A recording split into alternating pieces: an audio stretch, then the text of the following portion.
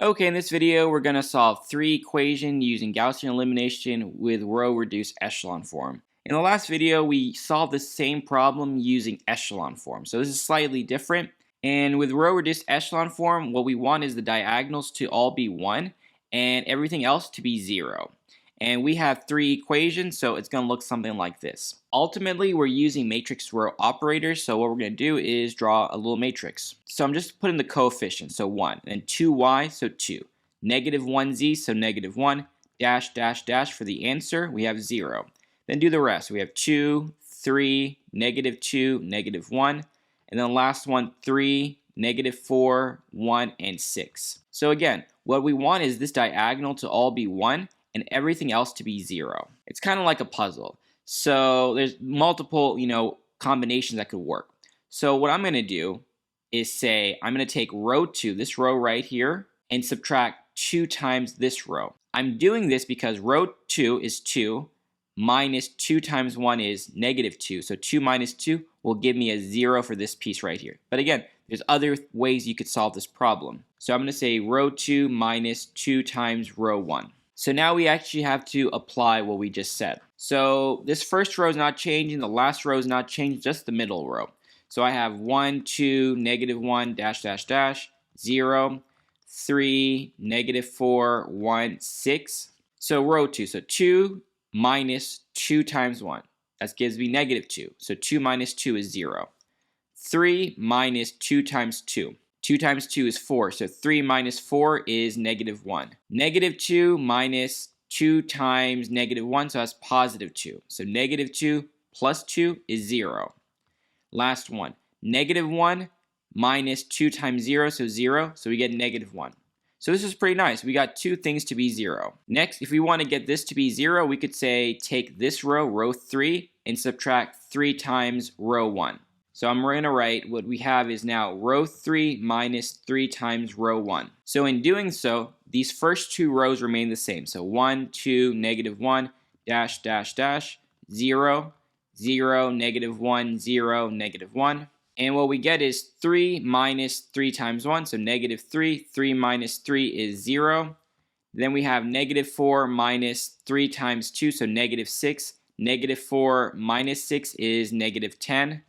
Then we have 1 minus 3 times negative 1, so positive 3. 1 plus 3 is going to give us 4. Then we do 6 minus 3 times 0, so that's 0, and so we have a 6 right here. Next, if you want, we can get rid of this negative 10. If you take row 3 and subtract 10 times row 2. Because row 3 is negative 10, and row 2 we have negative 1. So negative 1 times negative 10 is positive 10. Negative 10 plus 10 is 0. So again, we got to rewrite this. And again, we're not changing the first two rows, so we get to keep them the same. So 1, 2, negative 1, dash, dash, 0, 0, negative 1, 0, negative 1. So 0 minus 10 times 0 is still 0. Negative 10 minus negative 1 times negative 10 is positive 10. Negative 10 plus 10 is 0. 4 minus 10 times 0 is still 4.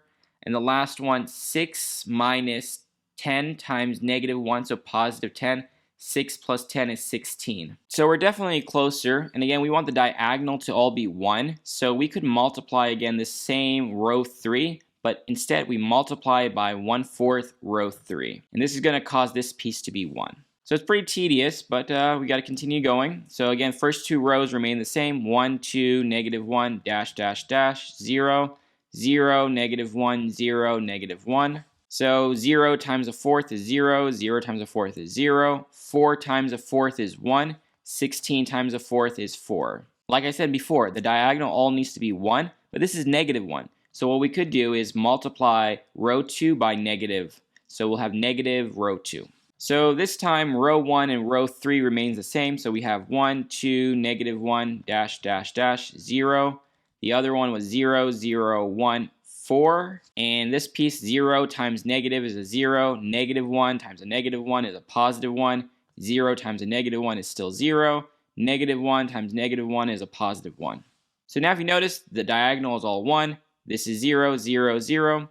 This is also 0. We just need these two pieces to be 0. So what we could do is we could take row 1 and add row 3. So row 1 plus row 3. So this time the last two rows remain the same. So we have 0, 1, 0, dash, dash, dash, 1.